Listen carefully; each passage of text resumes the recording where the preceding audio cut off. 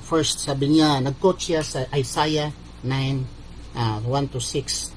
Dito sa 6, basahin natin itong the most popular. Sinasabi dito, "For into us a child is born, a son is given, and the government upon his shoulder. And his name shall be called Wonderful, Counselor, the Mighty God, the Everlasting Father, the Prince of Peace." Tanong, anong government dala niya? Ba yan? Government na tanong, government na ang soldier niya, anong government dala niya? At sino nagtawag sa ihag Wonderful? Wonderful. Okay, time. Wonderful, karang niya, prinsipe, niya, eternal, way katapusan. Muna yung... Objection, moderator. Ang tanong ko, sino?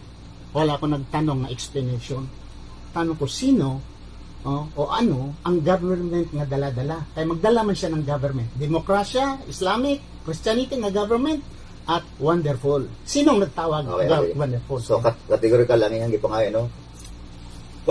Christianity ang gidaan niya, Jesus Christ. Tubag. Tinanong ko ang isang Catholic defender sa aming debate na siya ay si Mr. Efren de la Peña. Ito ay nangyayari January 28, 2024 sa DYSR sa aming debate. Tinanong ko siya kasi mabasa dito sa Isaiah, he was quoting in his delivery, nag-quote siya nito, Isaiah chapter 9 verse 6. "For unto us a child is born, and to us a son is given, and the government upon his shoulder." The government upon his shoulder. Hindi ko lang yung banggitin yung context pa dito dahil hindi naman related. Dito lang tayo sa government upon his shoulder. So, categorical lang yung gipangayon, no? Christianity ang gidaan niya, Jesus Christ. Tubag. Tinanong ko siya kung anong government dala-dala ni Hesus Kristo. Dahil this verse referring to Jesus Christ, what government? Sabi niya, Christianity.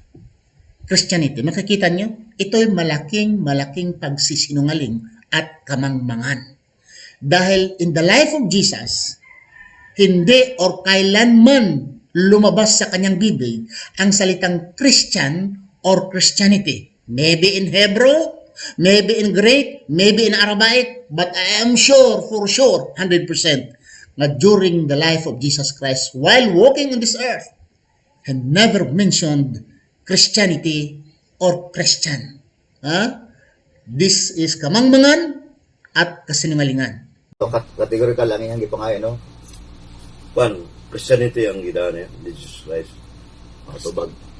Relihiyon itong Christianity at lalo na yung government sa system of government nga dala-dala ni Kristo ang Christianity. Wala po, kamangmangan at kasinungalingan po ito. Isang Catholic faith defender. Would you agree? And you believe you Catholic faith defender? Na ang dala-dala ni Kristo yung buhay pa siya, yung Christian government? Catholic faith defender? Baka Katoliko naman dahil kung Christianity talaga, mayroong makitang Christianity dyan sa Biblia. Magtanong naman din ako. Seventh Adventist, Iglesia ni Cristo, Jehovah's Witness, Methodist, Baptist na Christianity. Pero forget those denominations. The word Christianity, never been uttered from the lips of Jesus Christ. Wala po. Kamangmangan at kaignorantihan ang magsabi nga ang gobyerno dala-dala ni Kristo ay Christianity. So, categorical lang yung gipangayon, no? Christianity ang gidaan niya, Jesus Christ. Tubag. Wala po, hindi lumabas sa bibig ni Kristo, Christian or Christianity. Maraming salamat. Please pakishare. Subhanakallah, Allahumma bihamdika, asyhadu an la ilaha illa anta, astaghfiruka wa atubu ilaik. Assalamu alaikum wa rahmatullahi wa barakatuh.